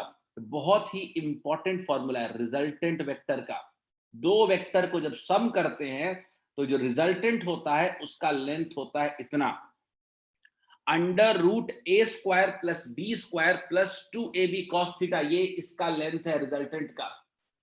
क्लियर है? मैं एक पॉइंट और बताऊंगा इसमें, एक पॉइंट और। मैंने ये भी बताया आपको कि ये b cos थीटा था, ये लेंथ, और ये ab sin थीटा था। तो एक सवाल ये भी आता है कि चलो मान लिया रिजल्टेंट इतना आ गया, लेकिन रिजल्टेंट जो है वो कितना एंगल बना रहा है? रिजल्टेंट कितना एंगल बना रहा है या कितने एंगल पे? क्योंकि देखो रिजल्टेंट भी एक वेक्टर क्वांटिटी है, तो सिर्फ उसके मैग्नीट्यूड से काम नहीं चलेगा, उसका डायरेक्शन भी निकालना पड़ेगा। तो हम लोग एक पॉइंट लिखते हैं इसका, angle of R vector with A vector. A vector के साथ रिजल्टेंट कितना एंगल बना रहा है देखते हैं।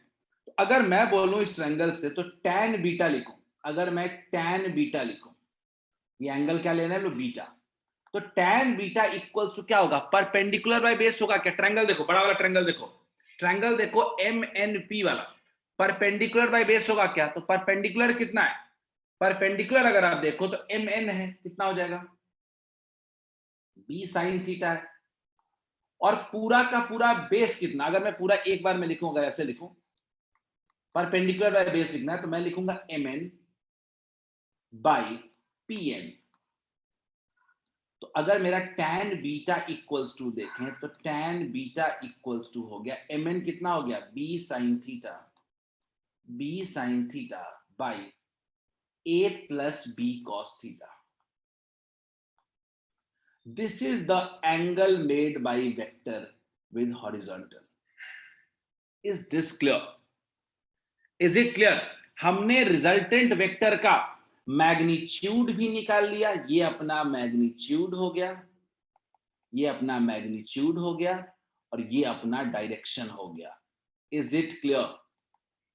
हम लोग अगले दिन एक और लॉ पढ़ेंगे, छोटा सा लॉ है, उसमें ज्यादा मेहनत नहीं करेंगे हम लोग, और उसके बाद एडिशन ऑफ वेक्टर्स पे डायरेक्ट क्वेश्चंस करेंगे। क्या इसमें किसी को कोई दिक्कत है तो बताइए। Any issue with this part please tell me. यहां तक में कोई दिक्कत है तो बताओ। आज हमने ट्रायंगल लॉ ऑफ एडिशन, दो वेक्टर को जब सम करेंगे तो कैसे होगा। एक सवाल पूछा श्रेयांश ने, सर डायरेक्शन यूनिट वेक्टर से भी तो निकाल सकते हैं। श्रेयांश वो तब होगा ना जब आपको कार्टेशियन फॉर्म में दिया रहेगा। श्रेयांश जरूरी नहीं है श्रेयांश ना कि कार्टेशियन फॉर्म में आपको दिया जाए। देखो आप जो कह रहे हो कि sir unit vector, magnitude, direction सब निकाल सकते हैं, सब निकाल सकते हैं, लेकिन तभी जब कार्टेशियन फॉर्म में दिया हो। जरूरी नहीं है वो चीज ना। हर्ष ने हैंड रेज किया, हर्ष गो अहेड। सर ये tan बीटा वाला ये सब समझ में नहीं आया थोड़ा, इस साइड वाला। मैं आपको बड़ा ट्रायंगल देखो, क्या ट्रायंगल आपको दिख रहा है कि MNP, ट्रायंगल देखो MNP। यस हर्ष सर।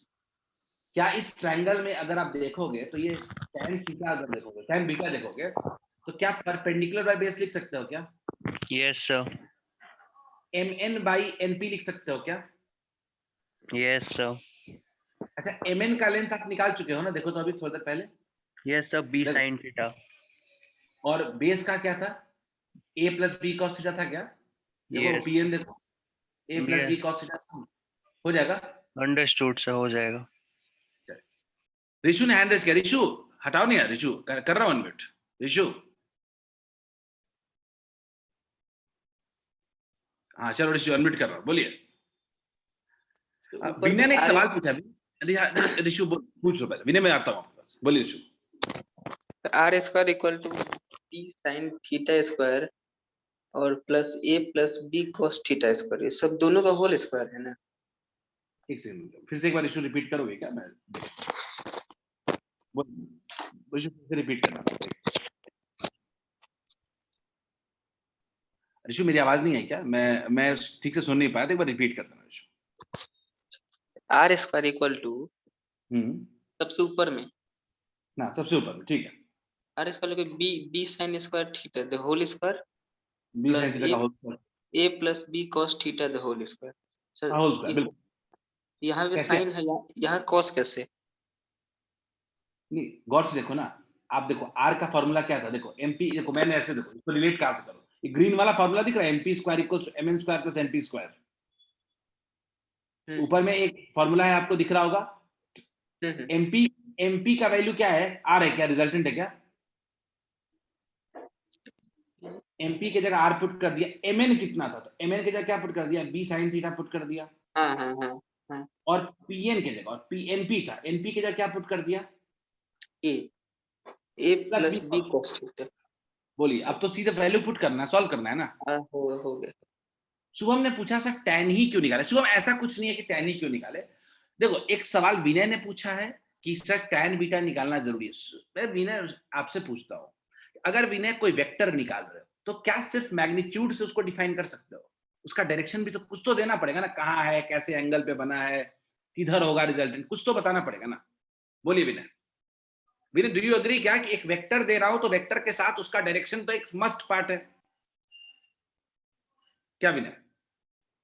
तो उस डायरेक्शन को आप बिना एंगल वेंगल के कैसे बता सकते हो? जब मैं कहूंगा ना कि रिजल्टेंट जो आ रहा है वो ए वेक्टर से इतने एंगल पे बन रहा है, रिजल्टेंट वेक्टर जो बन रहा है वो ए वेक्टर से एक सर्टेन एंगल पे बन रहा है, तो ये बताना पड़ेगा ना। एक शुभम ने बोला टैन क्यों लिया? शुभम टैन इसीलिए लिया हमने क्योंकि हाइपोटेन्यूस लेने से कोई फर्क नहीं पड़ता। देखो, कुछ साइन और कॉस कुछ भी लोगे अगर तो हाइपोटेन्यूस लेना पड़ेगा, वो तो सॉल्व ही करना पड़ जाता है। ठीक है, तो जो चीज हमको निकालना है उसको यूज करने से क्या फायदा? लॉजिक से सोचो अगर। तो शुभम क्लियर है क्या? शुभम,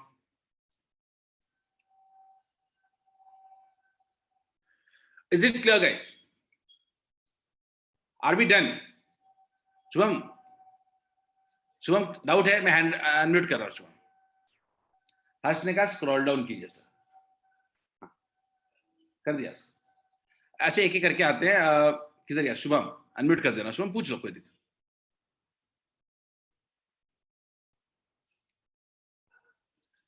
श्रेयांश निकाल सकते हैं अगर आपको ट्रायंगल पे कमांड आ गया, इस ट्रायंगल पे तो आप कुछ भी निकाल सकते हो। फॉर्मूला जनरली टैन के फॉर्म में हम लोग देते हैं क्योंकि हम लोग रिजल्टेंट का यूज नहीं कर रहे हैं। ठीक है, शुभम अनम्यूट कर रहा हूं मैं। शुभम एक सेकंड, शुभम हैंड रेज कर दोगे ना तो अनम्यूट करना आसान होता है। चलो कर देता हूं, बोलो शुभम। सर नहीं समझ में आ रहा है सर, एक बार और बताइए ना। क्या क्या पूछना क्या चाहते हो वो पहले। टैन वाला सर, टैन वाला चलो, मतलब नहीं सर यार, टैन ही क्यों, मतलब उसको डिसाइड किया डायरेक्शन के लिए? देखो टैन कुछ नहीं डायरेक्शन के लिए, मैं बड़ी सिंपल सी बात कह रहा हूं। ये वेक्टर मेरा ए है और ये मेरा वेक्टर बी है। ठीक है, मुझे मेरा एक दोनों को जोड़ करके मेरा एक रिजल्टेंट वेक्टर क्या आ गया? आर वेक्टर आ गया। ठीक बात, बोलिए, रिजल्टेंट वेक्टर आर आ गया। अगर मैं बड़ी सिंपल सी बात है, मेरी बड़ी सिंपल सी बात है कि मुझे ये आर वेक्टर का मैग्नीट्यूड तो आ चुका है, मुझे देखना है कि आर वेक्टर का डायरेक्शन क्या होगा। तो मैंने क्या लिया? डायरेक्शन कैसे लिया? डायरेक्शन मैंने लिया, मान लीजिए बीटा मान लिया। अब आपने देखा कि ये ट्रायंगल आपको पता है। चलो शुभम अनम्यूट कर रहा हूं। शुभम, शुभम, हाँ सर। मान लीजिए आपको रिजल्टेंट नहीं पता है, अभी नहीं निकाला रिजल्टेंट, हमने रिजल्टेंट नहीं निकाला है, तो आप मुझे बताओ कि इसका लेंथ, चलो बी साइन, सॉरी एक सेकंड, मुझे बताओ रिजल्टेंट नहीं पता है तो साइन थीटा भी अगर लगाओगे तो रिजल्टेंट की जरूरत नहीं पड़ जाएगी। साइन थीटा क्या होता है शुभम? परपेंडिकुलर। पड़ेगी सर। अच्छा, कॉस भी लगाओगे तो पर रिजल्ट की जरूरत हाइपोटेनस पड़ेगी। शुभम, कॉस में भी जरूरत पड़ जाएगा क्या? पड़ेगी सर। लेकिन टैन में जरूरत पड़ेगा क्या? तो सिर्फ tan और cot को छोड़कर सब में जरूरत पड़ेगी। ये तुम लगा दो ना, अगर तुम रिजल्टेंट निकाल चुके हो शुभम तो कोई दिक्कत ही नहीं है ना। मैं कह रहा हूं ये फॉर्मूला, एक फॉर्मूला दे रहा है, आप साइन कॉस में भी लिख सकते हैं, कोई दिक्कत नहीं है। अगर आपको मन है कि आप लिखना चाहते हैं साइन बीटा, लिखिए ना, कोई मसला नहीं है, साइन बीटा लिखिए, कोई दिक्कत नहीं है। साइन बीटा फॉर्मूला गलत थोड़े है, साइन बीटा इक्वल्स क्या लिखोगे?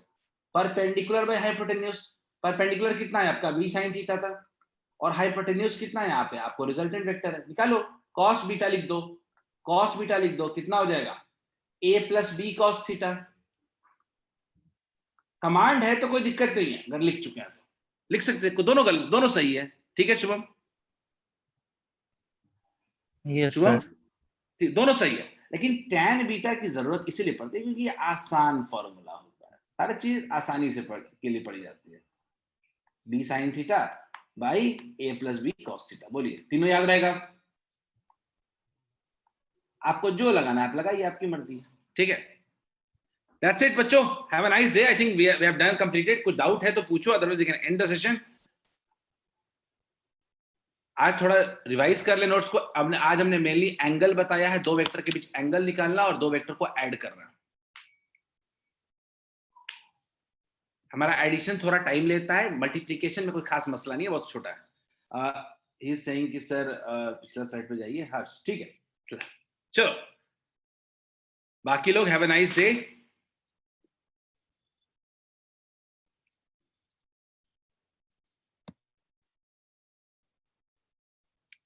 मृगांक मैं अनम्यूट कर रहा हूं।